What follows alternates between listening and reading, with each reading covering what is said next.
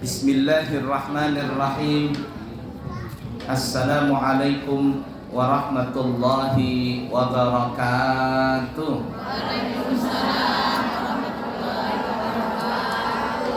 Alhamdulillahi rabbil alamin.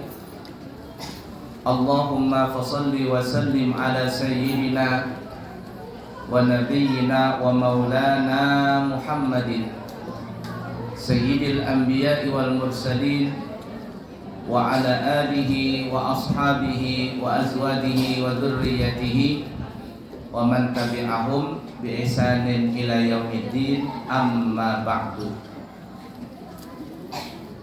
Bapak-bapak, ibu-ibu dan seluruh pengurus yang kami muliakan, orang tua kami yang kami tidak bisa menyebutkan nama beliau masing-masing, mudah-mudahan pian-pian berataan yang hadir di sini ataupun yang tidak hadir selalu di dalam lindungan Allah Subhanahu wa taala. Selalu di dalam hidayah Allah Subhanahu wa taala.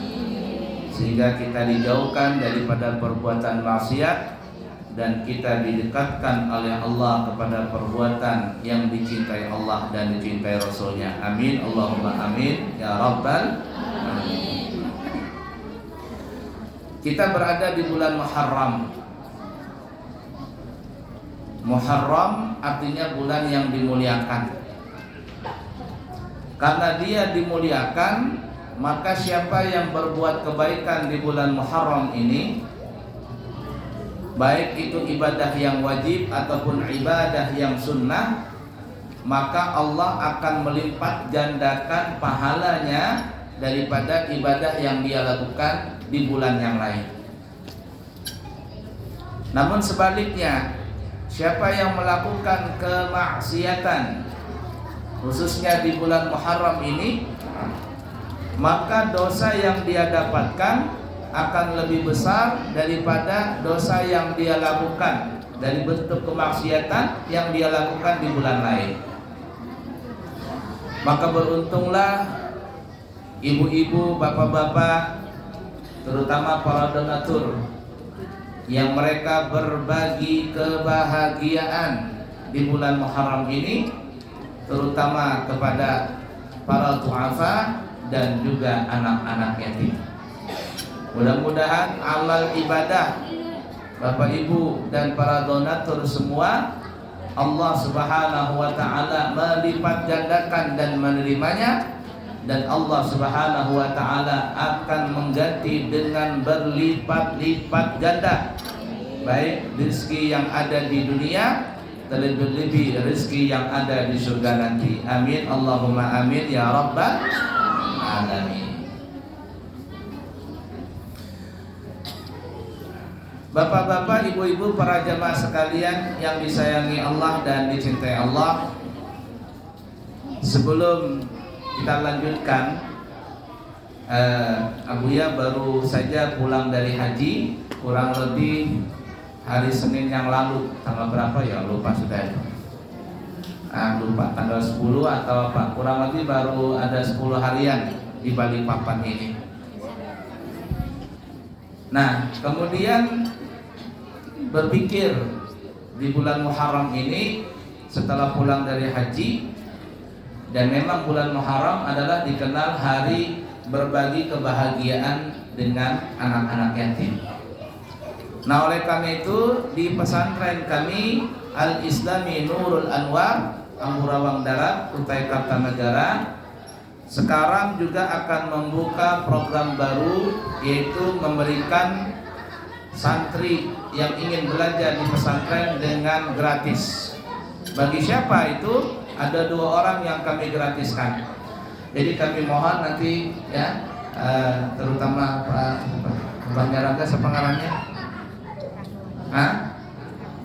Pak Rahman ya, atau siapa ibu-ibu, kalau ada masuk 2 kategori ini, tetangga kah, keluarga kah, tidak mesti orang Kutai Kartanegara, orang Balikpapan kah, orang Penajam kah, Samarinda kah, Bontang, Tenggarong, maka kami akan gratiskan untuk sekolah dan kami didik sebaik mungkin. Bahkan insya Allah kami akan mencarikan beasiswa untuk menuju ke jenjang yang lebih tinggi lagi. Siapa yang dua orang itu? Golongan pertama adalah anak-anak yatim. Cuman ada syaratnya. Anak yatim ini syarat yang pertama adalah dia kecil. Artinya yang kita terima itu anak yang masih di tingkat SD. Kalau di pesantren namanya ula. Kalau di MI namanya Madrasah Ibtidaiyah. Kalau di umum namanya SD. Itu sama, semuanya punya ijazah kelulusan. Kenapa kami memberikan syarat itu? Karena definisi anak yatim itu Bapak Ibu adalah anak kecil yang meninggal siapa? Bapaknya. Itu anak yatim. Tapi kalau sudah besar tidak lagi disebut yatim.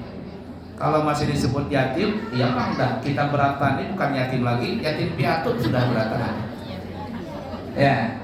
Jadi yatim itu sekali lagi definisinya anak kecil yang meninggal bapaknya, itu yatim. Tapi kalau bapaknya ibu bapaknya bercerai, itu bukan yatim. Setengah aja itu. Ya. Setengah atau ibunya yang meninggal bukan disebut yatim. Piatu istilah kita. Kenapa? Karena yang bertanggung jawab memberikan nafkah itu adalah bapaknya. Nah, itu syarat pertama. Syarat yang kedua adalah, maaf ya, mamanya tidak menikah lagi. Kalau dia menikah, baik nikah resmi, apalagi nikah siri, alias tidak resmi nih, maka anak yatim itu bukan tanggungan abuya, maksudnya tanggungan bapak tirinya. Karena wani-wani menikahi janda yang mati laki, berarti wani juga menyantuni anak yatimnya.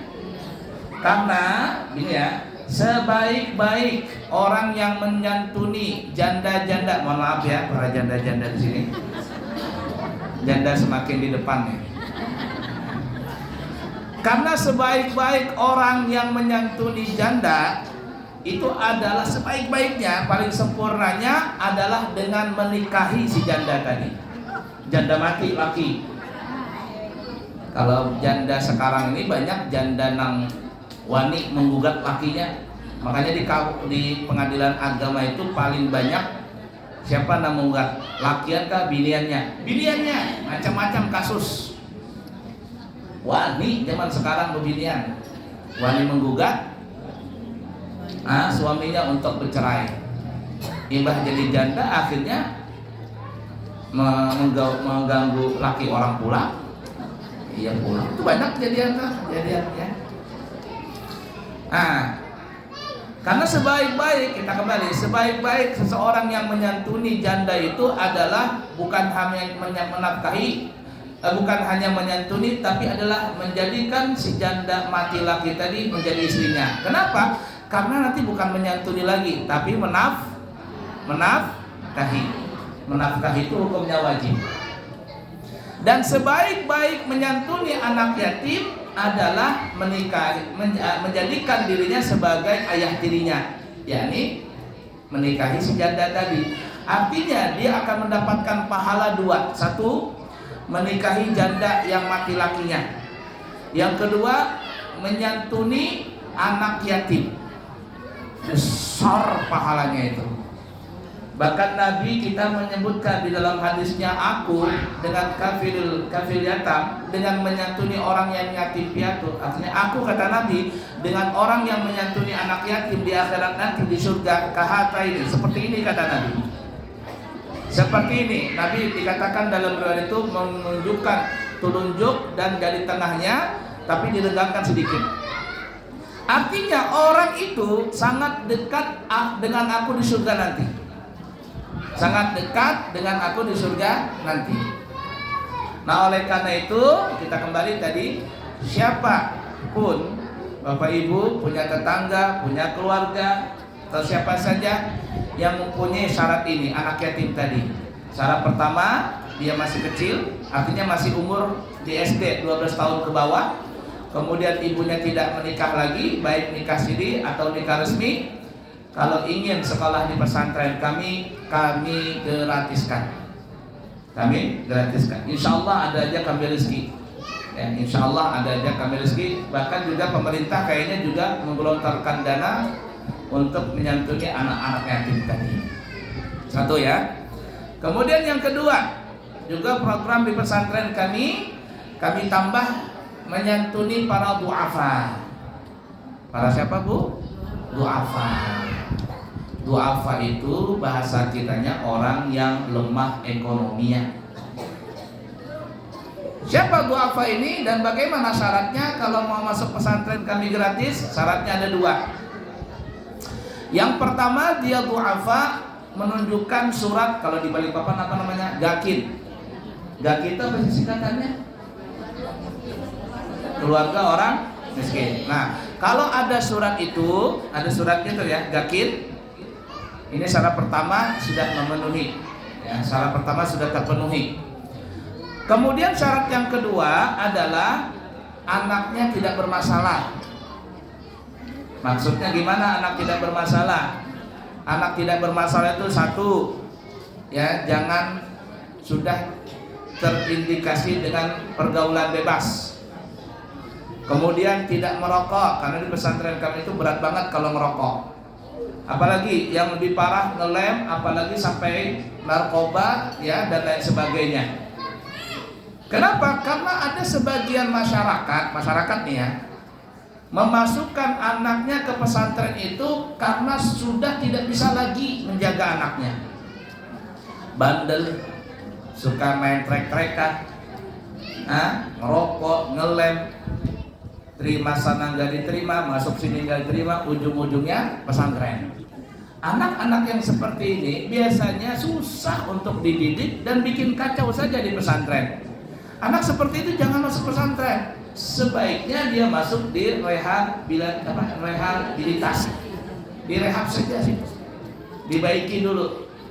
Ya, direhab dulu. Kalau ibarat mobil itu apa namanya itu?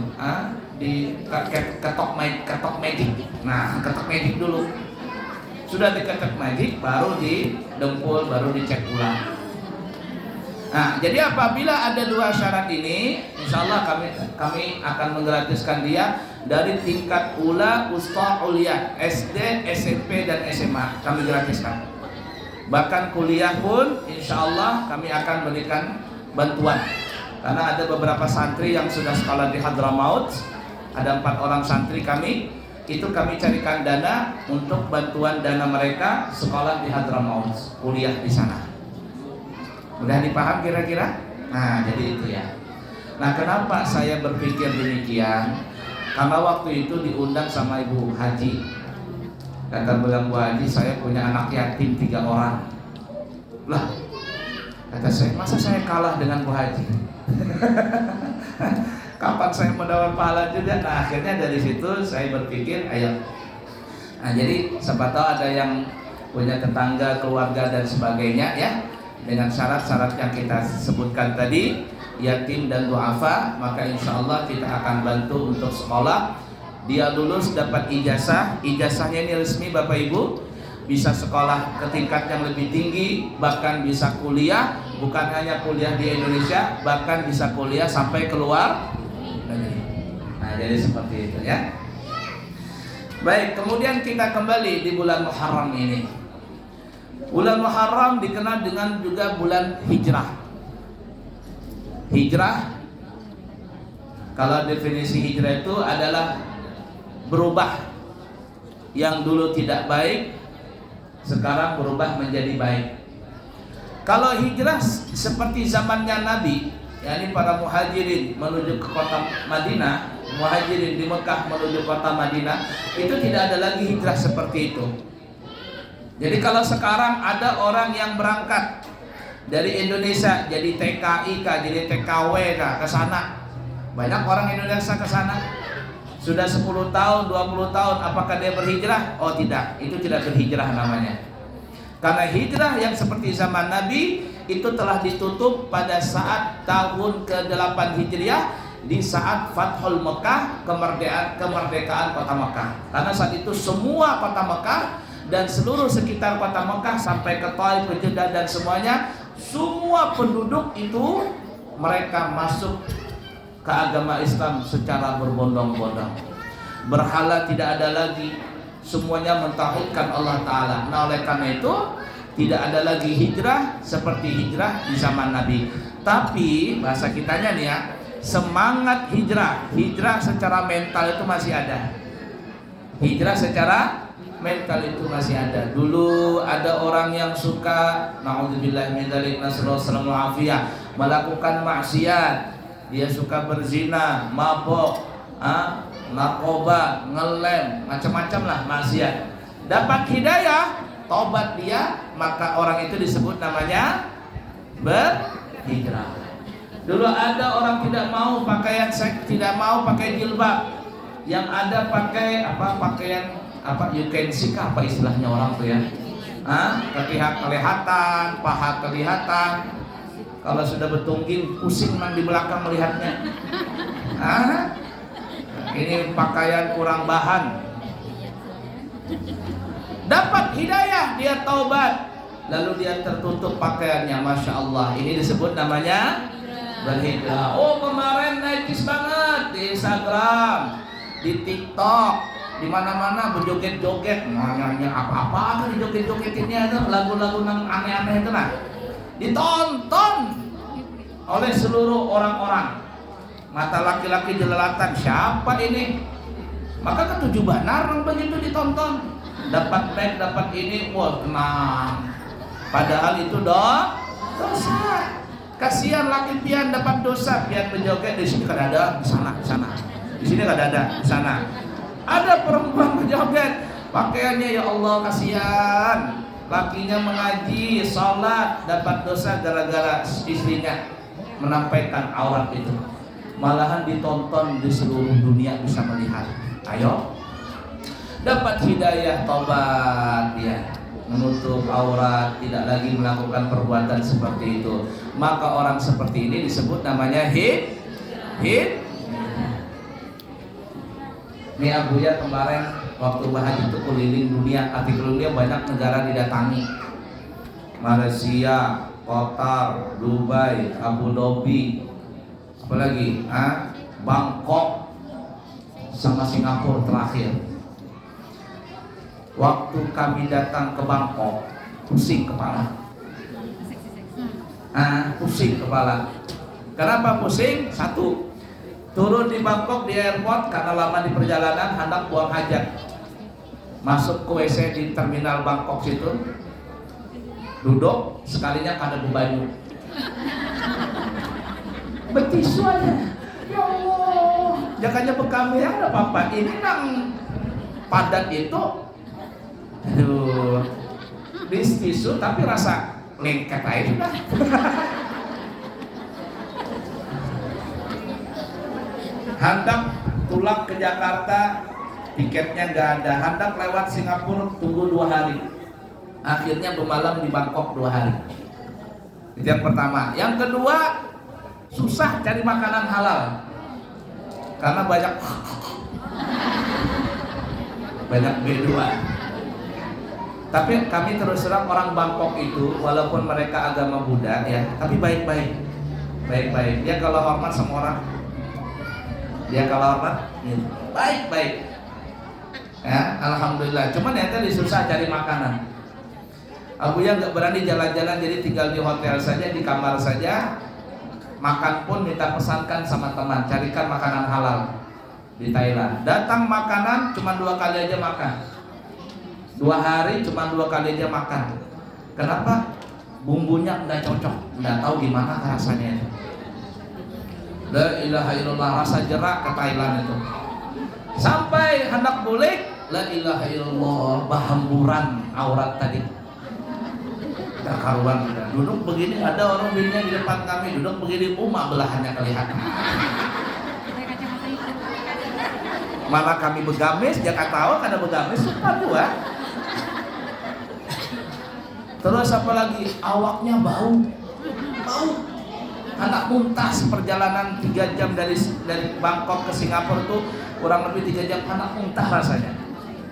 Bau, jangankan penumpangnya, pramugarinya aja bau, lewat di hadapan rumah baunya bau apakah ada paham juga. mau kapan? Karena di sana tuh orang makan kalajengking, makan apa namanya itu, makan aneh-aneh serangga tuh nah. Nah itu tuh. Karena masuk ke negara Thailand yang bukan Islam, kalau ke negara Thailand Fatani itu banyak yang Islam. Nah itu yang namanya tadi kembali ya hijrah di bulan Muharram ini. Karena kenapa kita disuruh berhijrah? Memperbaharui hijrah kita. Karena terus terang tiap tahun bertambah umur, bertambah usia, tapi hakikatnya berkurang usia kita. Usia. Ada yang mengatakan beginilah Bapak Ibu, umur dengan usia itu berbeda. Definisinya berbeda. Kalau usia itu dalam Serkam Sinuka, kalau dalam Serkam Sinuka berapa usiamu? Itu maksudnya yang usia kita ini tahun, 1 tahun, 2 tahun, 3 tahun. Sekarang ada yang 30 tahun, 40 tahun, 50 tahun, 60 tahun. Ada 60 tahun di sini? Nah, ada yang mungkin 70? Belum ada. Ada juga punya 70, Masya Allah. Nah, 70. Ini namanya usia bertambah, tapi pada hakikatnya berkurang. Bertambah umur, mana ada bertambah umur? Yang ada berkurang. Kenapa? Karena kematian itu semakin dekat. Dan kontrak hidup kita ini sampai kita mati, dan mati ini tidak bisa dimaju-majukan, tidak bisa diundur-undurkan. Idza jaa ajaluhum la yastakhiruna sa'atan wa la yastaqdimun. Apabila datang ajal, maka orang-orang itu tidak bisa minta dimaju-majukan, dan juga tidak bisa ditunda-tunda umur tadi. Ada orang mau bunuh diri, loncat dia dari loteng 5 lantai. Tapi karena waktunya belum mati, jatuh dari atas, tung, ada mati. Tapi patah-patah. Patah-patah tulang, kada mati waktu itu. Sebulan, 2 bulan di rumah sakit, hanyar mati. Tidak mati bisa, tidak mati langsung. Kenapa? Karena belum waktunya mati. Tapi kalau sudah waktunya mati, aina takunu yudrikumul mautu walau kuntum fi burujin musyayyadah. Apabila datang kepada kalian kematian, maka kalian tidak bisa lari walaupun kalian berada di benteng yang kokoh, dijaga sama aparat, CCTV di mana-mana, bodyguard di mana-mana, makanan minuman dijaga. Tapi kalau waktunya memang mati, tetap akan mati. Bila Israel datang memanggil, sekujur badan, nah di pembaringan gitu kan, seluruh tubuh akan menggigil, sekujur badan kan kedinginan, seluruh tubuh akan menggigil, sekujur badan kan kedinginan. Hati-hati, siapa yang badannya dingin hari ini, jangan-jangan Israel tuh parak datang tuh.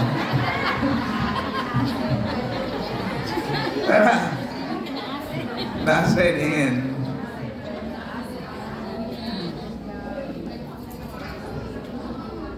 Nah, itu kematian.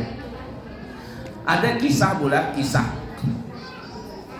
Nabi Sulaiman itu kan bisa bicara dengan binatang, dengan semut bisa, dengan burung bisa, dengan binatang apapun bisa. Tapi kalau nang di Jawa itu, di Malang itu, semut, malaikat, bahasanya sama, makoli. Opo iki makoli ya. Nabi Sulaiman bisa bahasa binatang. Nabi kita Muhammad sallallahu alaihi wasallam juga bisa bahasa binatang. Tapi bedanya begini ya. Kalau Nabi Sulaiman berbicara dengan binatang, Nabi Sulaiman mengikuti cara bicara binatang. Bicara dengan anjing, wong wong wong. Nabi Sulaiman bilang wong wong wong, wong wong wong. Bicara dengan burung, Nabi Sulaiman, itu Nabi Sulaiman mengikuti bahasa binatang tadi. Tapi Nabi kita Muhammad sallallahu alaihi wasallam bukan Nabi Muhammad yang mengikuti bahasa binatang. Karena kalau seandainya Nabi Muhammad yang berbicara dengan bahasa binatang, yang mengerti cuma binatang itu. Tapi binatang itu berbicara dengan Nabi Muhammad dengan bahasa Arab yang dikenal oleh orang-orang yang ada di sekitarnya. Nabi kita berbicara dengan dob, biawak padang pasir. Binatang itu bahasanya bahasa Arab. Nabi berbicara dengan gazal, dengan kijang, kancil. Si kancil itu bahasanya bahasa Arab. Didengar oleh Nabi, didengar oleh orang yang ada di situ.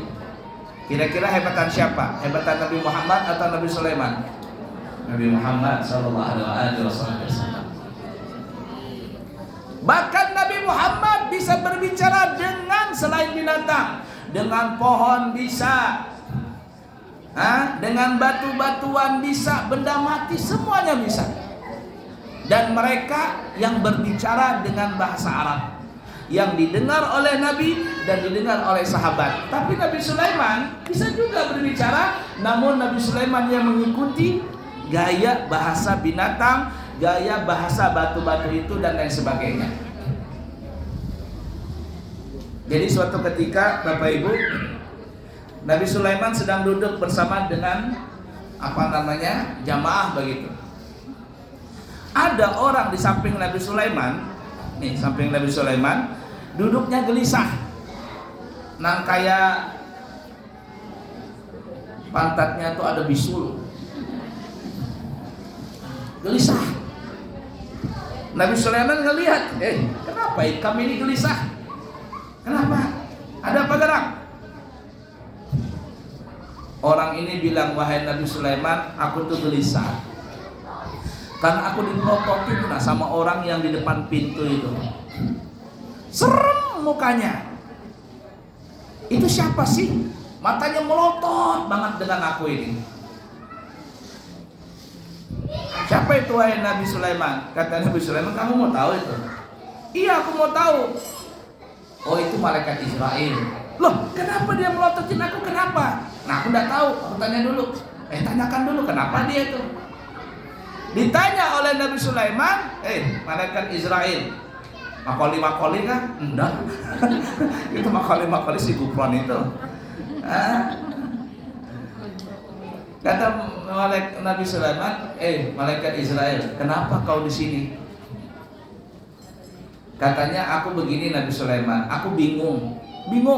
Bingung kenapa? Tuh orang yang duduk di sampingmu, waktu kematiannya tinggal 1 menit lagi. Tapi orangnya, jadwal kematiannya itu bukan di sini. Jadwal kematiannya itu di Samarinda. Kira-kira 1 menit nyampe nggak ke Samarinda? Ada nyampe. Dan malaikat ini tidak berani bertindak kecuali kecuali sesuai dengan tugas. Catatannya begitu, tidak ditambah, tidak dikurang. Oh, jadi begitulah. Ya.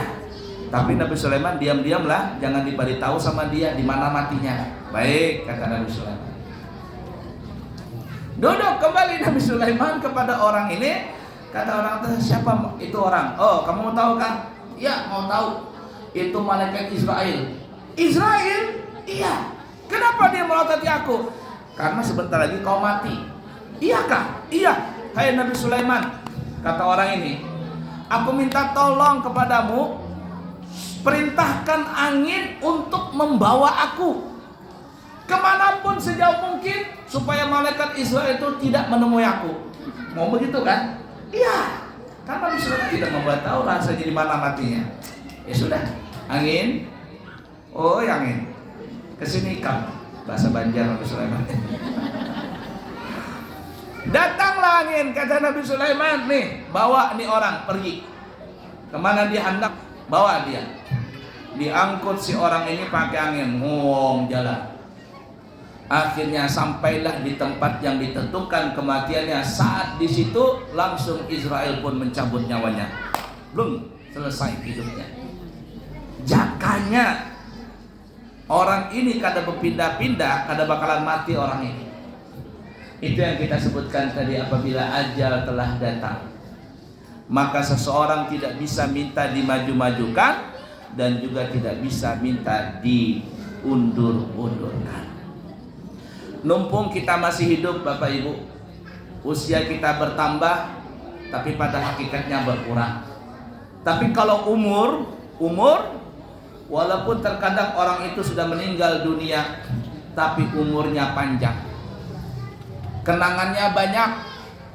Makanya orang kalau ulang tahun itu kan biasa kan panjang umurnya, panjang umurnya, panjang umurnya serta mulia. Terkadang orangnya sudah tua, kenapa umurnya panjang? Orang ini boleh saja mati, tapi anak cucunya semuanya orang yang cinta kepada dia mengharapkan umurnya panjang, alias orangnya mati, kenangannya masih ada. Dia bangun masjid, namanya disebut ini fulan yang membangun masjid ini. Dia punya jalan banyak di Balikpapan, MT Haryono, Jalan Sudirman, Jalan Ahmad Yani. Orangnya sudah meninggal, tapi namanya selalu disebut. Pengarang-pengarang kitab, qala Syafi'i, berkata Imam Syafi'i. Orangnya sudah lama meninggal dunia, tapi Imam Syafi'i selalu berkata. Qala Nawawi, berkata Imam Nawawi. Padahal orangnya sudah meninggal dunia. Ini yang disebut namanya umur. Usia kita bertambah, tapi hakikatnya berkurang. Tapi kita jangan seperti binatang, karena binatang kalau mati selesai urusan. Kita harus punya umur panjang. Bagaimana kita punya umur panjang? Kita sekarang masih hidup, yang punya dana uang, bikin uang itu menjadi amal jariah. Ada yang punya usaha, bikin usaha untuk jadi amal jariah. Kita punya anak yatim, santuni mereka. Dia nanti kalau sukses jadi ulama, jadi orang besar dan sebagainya, dia ingat selalu kepada kita yang sudah meninggal. Itu orang tua angkatku, dia akan kirim Fatihah. Yang punya uang banyak, bangun mushola, bangun masjid, bangun madrasah, bangun pesantren. Untuk apa? Agar umur kita panjang. Tapi kalau kita tidak melakukan ini, berapa banyak orang yang mati sia-sia ketika sudah meninggal dunia, selesai, namanya tidak dikenal. Kenapa? Karena dia tidak mempunyai kenangan yang baik. Yang parahnya punya kenangan jahat. Punya kenangan jahat. Jangan seperti itu. Nah, momentum bulan Hijriah seperti ini, mari kita tingkatkan iman dan ketakwaan kita dan jauhkan diri kita dari maksiat. Dan berlomba-lombalah kita mencari amal jariah agar umur kita panjang sampai di akhir masa dunia ini. Yang baik dari Allah, yang buruk dari pribadi, minta maaf, minta ampun. Insya Allah kita akan bertemu di kesempatan yang lain. Besok adalah majelis taklim di pesantren Al-Islami Nurul Anwar. Kami mengharap insya Allah bisa hadir semuanya besok jam 8 pagi di pesantren untuk menjalani silaturahim. Seperti itu. Kemudian insya Allah nanti tanggal 14 atau tanggal 15 September kami akan berangkat umrah bersama rombongan, termasuk Ibu Hajah Snia ya, dan juga yang lain. Dan siapa yang ingin berangkat umrah bareng kami di bulan September, itu masih ada kesempatan. Nanti insya Allah ada keberangkatan lagi di bulan November dan Desember, insya Allah. Kiranya cukup sekian dulu. Mohon maaf lahir dan batin. Subhanakallahumma wa bihamdika asyhadu an la ilaha illa anta astaghfiruka wa atubu ilaik. Wa akhiru kalam, wassalamu alaikum warahmatullahi wabarakatuh.